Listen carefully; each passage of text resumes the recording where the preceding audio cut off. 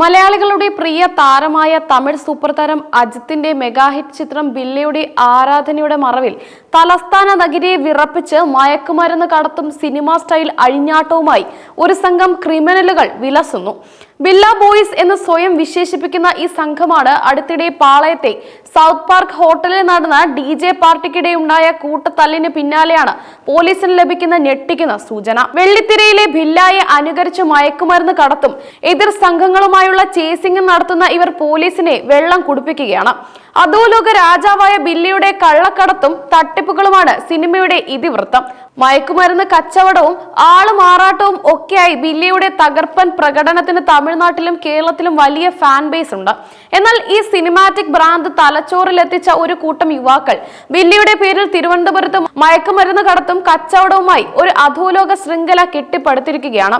ഇവർക്കിടയിലെ ചേരിപ്പോരാണ് south പാർക്കിൽ അരങ്ങേറിയ കൂട്ടത്തല്ലിന് കാരണമായതെന്നാണ് police കരുതുന്നത്. നഗരത്തിലെ വിവിധ ഇടങ്ങൾ കേന്ദ്രീകരിച്ച് മാരക മയക്കുമരുന്നായ MDMA വിതരണം ചെയ്യുന്ന സംഘമാണ് ബില്ല ബോയ്സ്. വലിയ തുറ കേന്ദ്രീകരിച്ചാണ് ഇവരുടെ പ്രവർത്തനങ്ങളുടെ പ്രധാന കേന്ദ്രം. തലസ്ഥാനത്തിന്റെ തീരദേശ മേഖലകളെ കേന്ദ്രീകരിച്ച് പ്രവർത്തിക്കുന്ന ഇവർ ആധുനിക രീതിയിലുള്ള ലഹരിക്കടത്ത് ശൃംഖലയുടെ അവിഭാജ്യ ഘടകമാണ്. വിമാനത്താവളത്തിന് ചുറ്റുമുള്ള പ്രദേശങ്ങളെ കേന്ദ്രീകരിച്ച് പ്രവർത്തിക്കുന്ന എയർപോർട്ട് സാജന്റെ എതിർ സംഘമാണ് ഇവരെന്നും പോലീസ് രഹസ്യാന്വേഷണ വിഭാഗം സൂചിപ്പിക്കുന്നു.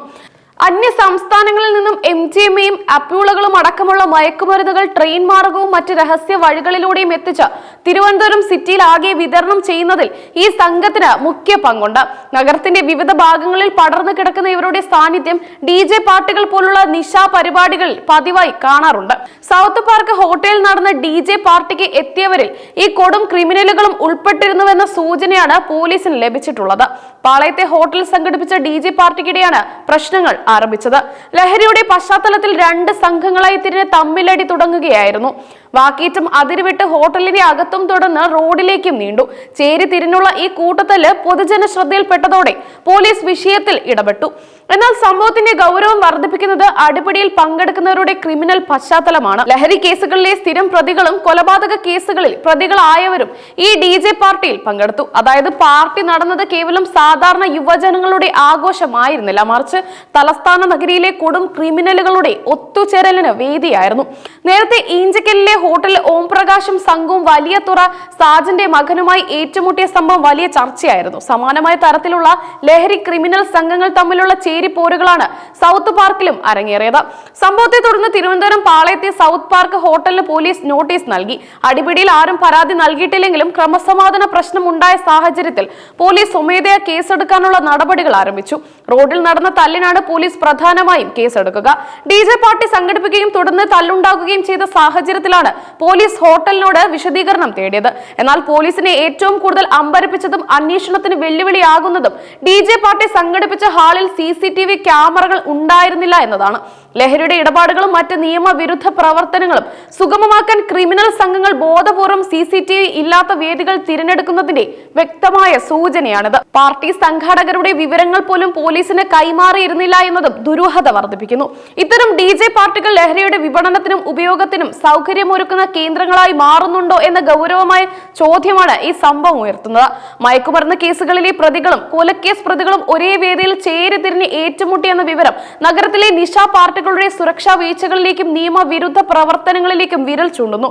അടിപിടിയിൽ പരിക്കേറ്റ ഒരാൾ ആദ്യം പോലീസിൽ പരാതി നൽകാൻ തയ്യാറായെങ്കിലും പിന്നീട് പിൻവലിക്കുകയായിരുന്നു. പരാതിക്കാർ ആരുമില്ലെന്ന് പോലീസ് പറയുന്നതിന് പിന്നിൽ ഭീഷണിയോ അല്ലെങ്കിൽ ലഹരി മാഫിയയുടെ സ്വാധീനമോ ഉണ്ടാകാനുള്ള സാധ്യതയും പോലീസ് തള്ളിക്കളയുന്നില്ല. നിയമത്തിന്റെ പിടിയിൽപ്പെടാതിരിക്കാൻ ക്രിമിനൽ സംഘങ്ങൾ നടത്തുന്ന ഒത്തുകളികളുടെ ഭാഗമാകും ഈ പരാതി പിൻവലിക്കൽ. DJ സംഘടിപ്പിച്ച ക്രമസമാധാന പ്രശ്നം സൃഷ്ടിച്ച ഹോട്ടലിന് പോലീസ് കർശനമായ മുന്നറിയിപ്പാണ് നൽകിയിരിക്കുന്നത്. ഇത്തരം സംഭവങ്ങൾ ആവർത്തിച്ചാൽ ഹോട്ടലിനെതിരെ ശക്തമായ നിയമ നടപടികൾ സ്വീകരിക്കുമെന്നും ലൈസൻസ് റദ്ദാക്കുന്നത് ഉൾപ്പെടെയുള്ള നടപടികൾ പരിഗണിക്കുമെന്നും പോലീസ് നോട്ടീസിൽ പറയുന്നുണ്ട്. പാർട്ടി സംഘാടകരുടെ പൂർണ്ണ വിവരങ്ങൾ കൈമാറാത്തതിലും സുരക്ഷാ സംവിധാനങ്ങൾ ഒരുക്കാത്തതിലും ഹോട്ടൽ അധികൃതർക്ക് വീഴ്ച സംഭവിച്ചിട്ടുണ്ട്. ഈ സംഭവത്തെ തലയുടെ വിളയാട്ടമല്ല, തലയെ ആരാധിക്കുന്ന ബില്ല ബോയ്സിന്റെ അഴിഞ്ഞാട്ടമെന്നാണ് പോലീസ് വൃത്തങ്ങൾ വിശേഷിപ്പിക്കുന്നത്. സിനിമയോടുള്ള അതിരുവിട്ട ആരാധനയും ലഹരിയുടെ സ്വാധീനവും ചേർന്ന് യുവാക്കളെ എങ്ങനെ കൊടും ക്രിമിനൽ സംഘങ്ങളാക്കി മാറ്റുന്നു എന്നതിന്റെ വ്യക്തമായ ഉദാഹരണമാണ് ഈ ബില്ല ബോയ്സ്. തിരുവനന്തപുരം സിറ്റിയിലെ മയക്കുമരുന്ന് ശൃംഖലയെ തകർക്കാൻ പോലീസ് നടപടികൾ ഊർജിതമാക്കിയിരിക്കുകയാണ്. വില്ല ബോയ്സിനെയും അവരുമായി ബന്ധപ്പെട്ടുള്ള മറ്റ് ലഹരി മാഫിയകളെയും എത്രയും പെട്ടെന്ന് പിടികൂടി നിയമത്തിന് മുന്നിൽ കൊണ്ടുവരാനുള്ള തീവ്ര ശ്രമത്തിലാണ് പോലീസ്. തലസ്ഥാന നഗരിയിലെ സാധാരണക്കാരുടെ സമാധാന ജീവിതത്തിന് ഭീഷണി ഉയർത്തുന്ന ഇത്തരം ക്രിമിനൽ സംഘങ്ങളെ അമർച്ച ചെയ്യേണ്ടത് അത്യാവശ്യമാണ്. ഈ സംഭവം നഗരത്തിലെ നിശാ പാർട്ടികൾക്കും പ്രത്യേകിച്ച് CCTV ഇല്ലാത്ത വേദികളിൽ നടക്കുന്ന പരിപാടികൾക്കും പോലീസിന്റെ കർശന നിരീക്ഷണം ഉണ്ടാവാൻ കാരണമാകും. ഈ വെളിപ്പെടുത്തലുകൾ ലഹരിയുടെ നീരാളി കൈകൾ തലസ്ഥാന നഗരിയിലെ ആഘോഷങ്ങളെ എങ്ങനെ വിഴുങ്ങുന്നു എന്നതിന്റെ ഞെട്ടിക്കുന്ന ചിത്രം കൂടിയാണ് സമൂഹത്തിന് മുന്നിൽ അവതരിപ്പിക്കുന്നത്.